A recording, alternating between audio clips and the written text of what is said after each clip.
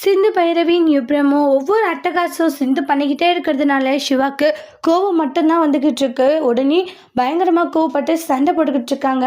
இது சண்டை பெருசாகிறதுனால எல்லாருமே வராங்க. அன்னபூரணி இவங்கெல்லாம் வந்து சிவா என்னாச்சு பெரியம்மா, இவ என்னை விட்டு கொஞ்சம் தள்ளி இருக்கணும்னு பல டைம் இவளுக்கு நான் வான் பண்ணியிருக்கேன். ஆனால் கேட்காத தேவையில்லாத என்னுடைய விஷயத்தில் இவள் தலையிட்டு இருக்கிறா. ஃபஸ்ட்டு இவளுக்கு சொல்லி வைங்கன்றாங்க. இவளை பார்த்தா எனக்கு ஆகலைன்னு தெரியல, அப்புறம் எதுக்காக இவ என்கிட்டயே வந்துக்கிட்டு இருக்கா. இதெல்லாம் எனக்கு கோவம் மட்டும்தான் வருது சிவா. அவள் என்ன இருந்தாலுமே உன்னுடைய பொண்டாட்டி தான், ஏன் இப்படி கோவப்பட்டு இருக்க பெரியம்மா? ஏற்கனவே நான் செம்ம டென்ஷனில் இருக்கேன், நீங்கள் அவளுக்கு சப்போர்ட் பண்ணி என்கிட்ட பேசிட்டு இருக்காதீங்க பெரியம்மான்றாங்க. அதெல்லாம் என்னால் ஒரு நாளும் ஏற்றுக்க முடியாதுன்றாங்க.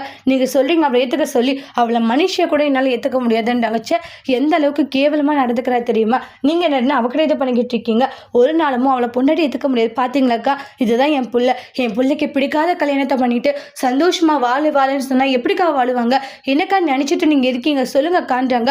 கொஞ்சம் கூட உங்களுக்கு மனசாட்சின்றதே இல்லைக்கா, எப்படி இருக்கணுமோ அப்படி நடத்துக்கோங்க காண்றாங்க.